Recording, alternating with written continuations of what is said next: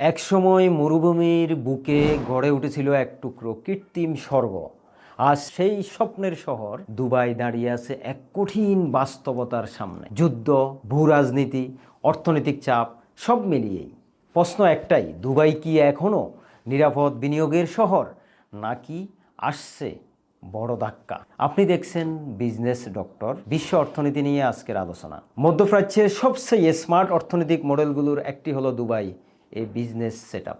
Dubai নিজে তেলের উপর নির্ভরশীল নয়, বরং এটি দাঁড়িয়ে আছে চারটি ফিলারের উপর: aviation, air hub, tourism, luxury destination, real estate, global investment, financial service, free tax business যেটাকে বলে। বিশ্বের অন্যতম বড় বিমানবন্দর দুবাই ইন্টারন্যাশনাল এয়ারপোর্ট প্রতি বছর প্রায় 9 কোটিরও বেশি যাত্রী পরিবহন করে।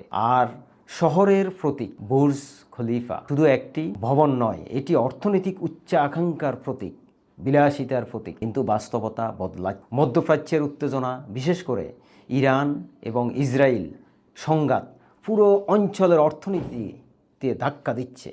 সবচেয়ে গুরুত্বপূর্ণ 5টি ঝুঁকি: হরমুজ প্রণালীতে উত্তেজনা, আকাশপথের নিরাপত্তা সংকট, বিনিয়োগকারীদের আস্থাহীনতা, পর্যটক কমে যাচ্ছে, রিয়েল এস্টেট বাজার সংকুচিত হচ্ছে, ফ্লাইট বাতিল হওয়ায় প্রতিদিন লাখ লাখ ডলারের ক্ষতি হচ্ছে। 2025 সালের শেষে দুবাই রিয়েল এস্টেট লেনদেন ছিল প্রায় $47 বিলিয়ন।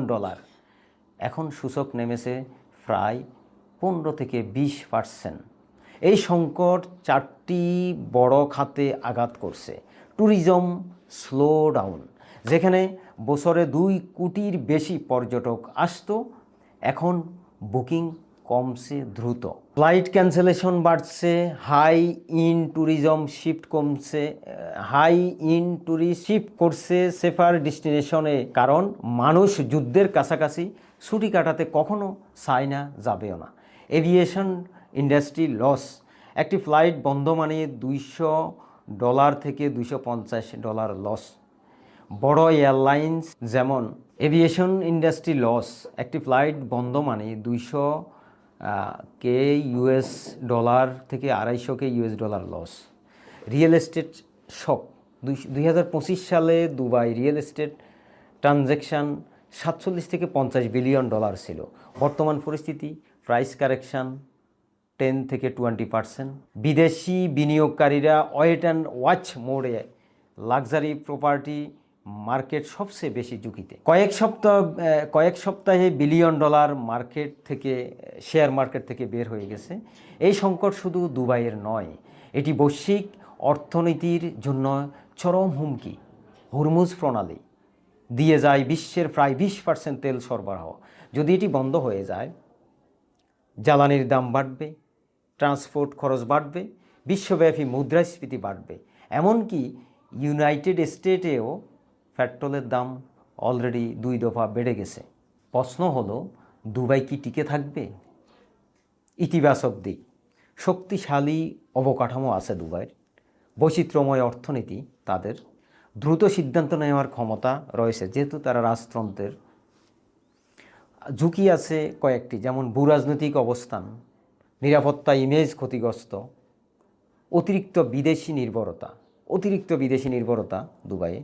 যদি পরিস্থিতি নিয়ন্ত্রণে আসে, দুবাই আবার ঘুরে দাঁড়াবে। যদি উত্তেজনা বাড়ে, যুদ্ধ আরও লাগাতার থাকে, তাহলে বড় অর্থনৈতিক ধাক্কা অনিবার্য। দুবাই শুধু একটি শহর নয়, এটি একটি ব্র্যান্ড ছিল, এখনও আছে, যা বিক্রি করছে নিরাপত্তা, স্থিতিশীলতা এবং বিলাসিতার উপরও বিলাসিতা। কিন্তু আজ বাস্তবতা বলছে, অর্থনীতি বিজ্ঞাপনে নয়, অর্থনীতি বাস্তবতায় চলে। প্রশ্ন রয়ে যায়, দুবাই কি আবার নিজেকে সেফ ড্রিম সিটি হিসেবে প্রমাণ করতে পারবে? আপনি কি মনে করেন, দুবাই কি আবার ঘুরে দাঁড়াবে, নাকি আসছে বড় সংকট? কমেন্টে জানান এবং বিশ্ব অর্থনীতির আরও বিশ্লেষণ পেতে বিজনেস ডক্টর এর সঙ্গেই থাকুন।